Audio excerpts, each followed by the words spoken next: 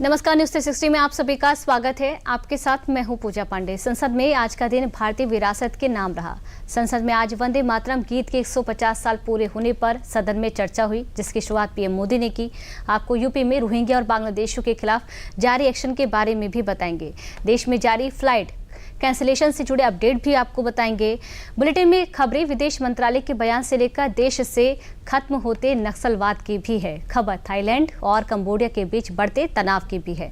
खबर देश में बदलते मौसम की भी है। लेकिन बुलेटिन की शुरुआत करेंगे संसद में हुई वंदे मातरम पर खास चर्चा से। देखिए चर्चा में क्या कुछ खास रहा इस रिपोर्ट में। जिस मंत्र ने, जिस जय घोष ने देश की आजादी के आंदोलन को ऊर्जा दी थी, प्रेरणा दी थी, त्याग और तपस्या का मार्ग दिखाया था, उस वंदे मातरम का पुण्य स्मरण करना इस सदन में हम सबका ये बहुत बड़ा सौभाग्य है। वंदे मातरम ये सिर्फ एक गीत नहीं है, ये भारत की आत्मा की सबसे ऊंची आवाज है। ये वो पुकार है जिसने गुलामी की जंजीरों को झकझोर दिया। ये वो मंत्र है जिसने बलिदान को शक्ति बना दिया। और आज यानी सोमवार को इस गीत के 150 साल पूरे होने पर वंदे मातरम को देश की संसद में पीएम मोदी ने गर्व, गौरव और गर्जना के साथ एक बार फिर दुनिया के सामने महान बना दिया। यही वंदे मातरम है जिसने 1947 में देश को आजादी दिलाई। स्वतंत्रता संग्राम का भावात्मक नेतृत्व इस वंदे मातरम के जयघोष में था। वंदे मातरम 150 निमित्त चर्चा के लिए आरंभ करने खड़ा हुआ हूं।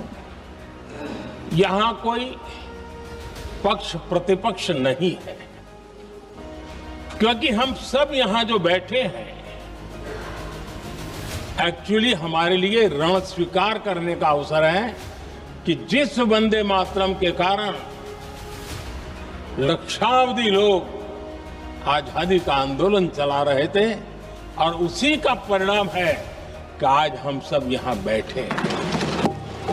पीएम मोदी ने वंदे मातरम को स्वतंत्रता संग्राम की आत्मा बताते हुए जहां इसके गौरवशाली इतिहास को याद किया, वहीं उन्होंने आपातकाल का मुद्दा उठाकर आजादी की लड़ाई से लेकर आज की सियासत तक 150 वर्षों की यात्रा को समेटे वंदे मातरम पर कांग्रेस को कटघरे में भी खड़ा कर दिया। वंदे मातरम की इस यात्रा की शुरुआत बंकिम चंद्र जी ने 1875 में की थी और गीत ऐसे समय लिखा गया था जब 1857 के स्वातंत्र संग्राम के बाद अंग्रेज सल्तनत बौखलाई हुई थी, भारत पर भांति भांति के दबाव डाल रही थी, भांति भांति के जुल्म कर रही थी। और उस समय उनका जो राष्ट्रीय गीत था गॉड सेव द क्वीन, इसको भारत में घर घर पहुंचाने का एक षड्यंत्र चल रहा था। ऐसे समय बंकिम दा ने चुनौती दी और ईंट का जवाब पत्थर से दिया और उसमें से वंदे मातरम का जन्म हुआ। संसद में चर्चा के दौरान पीएम मोदी ने ये भी याद दिलाया कि कैसे वंदे मातरम सिर्फ एक गीत नहीं है, बल्कि स्वतंत्रता संग्राम की वो आत्मा है जिसमें देश के कई लोगों ने अपनी जान की आहुति दी। पीएम मोदी ने इस गीत के माध्यम से ये भी याद दिलाया कि कैसे इस गीत से अंग्रेजी हुकूमत कांप उठी। लेकिन इसी के साथ पीएम मोदी ने उस दौर की भी याद दिलाई जब देश में लोकतंत्र की आवाज दबाई गई, आपातकाल थोपा गया और अभिव्यक्ति की आजादी पर ताले जड़े गए। वंदे मातरम 150 वर्ष की यात्रा अनेक पड़ावों से गुजरी है। लेकिन आदरणीय अध्यक्ष जी, वंदे मातरम का जब 50 वर्ष हुए तब देश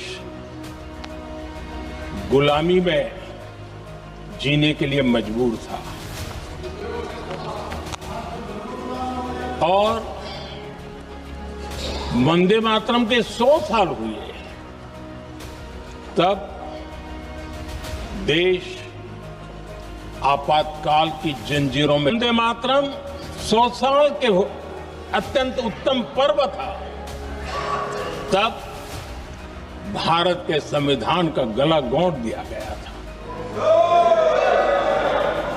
जब वंदे मातरम 100 साल का हुआ तब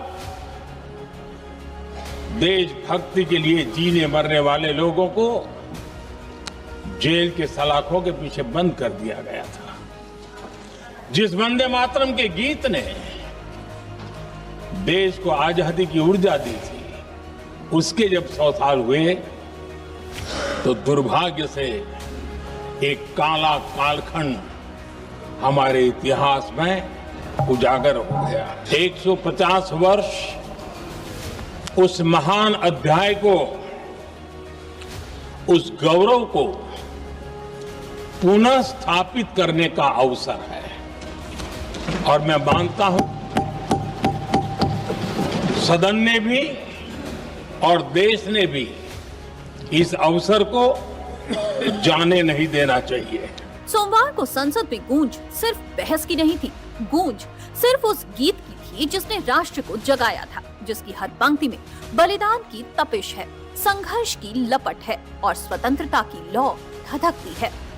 पीएम मोदी ने खुद इस ऐतिहासिक बहस की शुरुआत की और 150 साल पुराने वंदे मातरम के सफर को देश के वर्तमान से जोड़ते हुए इतिहास की वो परतें भी खोली जिन पर आज भी सियासत की धूल जमी है। वंदे मातरम के प्रति मुस्लिम लीग की विरोध की राजनीति तेज होती जा रही थी। मोहम्मद अली जिन्ना ने लखनऊ से 15 अक्टूबर 1937 को वंदे मातरम के विरुद्ध का नारा बुलंद किया।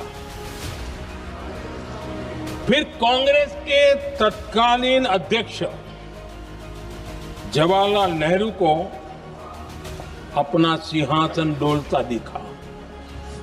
नेहरू जी कहते हैं, मैंने वंदे मातरम गीत का बैकग्राउंड पढ़ा है। नेहरू जी फिर लिखते हैं, मुझे लगता है कि ये जो बैकग्राउंड है इससे मुस्लिम भड़केंगे।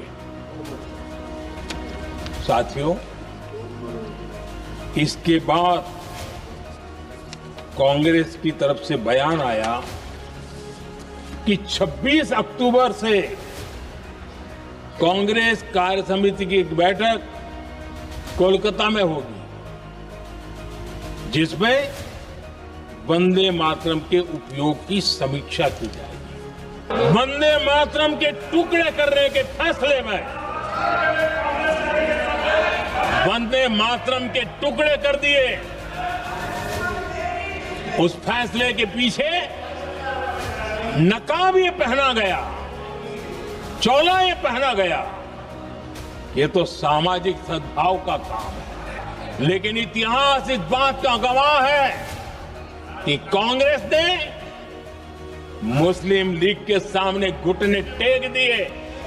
वंदे मातरम का इतिहास सिर्फ एक गीत का इतिहास नहीं है, बल्कि ये भारत की आत्मा, उसकी आजादी की लड़ाई और उसके बलिदानों की गाथा है। वंदे मातरम ये सिर्फ दो शब्द नहीं है, ये वो उद्घोष है जिसने गुलामी की जंजीरों को चुनौती दी, जिसने आजादी के आंदोलन में करोड़ों भारतीयों की सांसों को एक ताल दी, जिसने फांसी के फंदे पर झूलते क्रांतिकारियों के होठों पर भी देशभक्ति की आखिरी मुस्कान बिखेरी।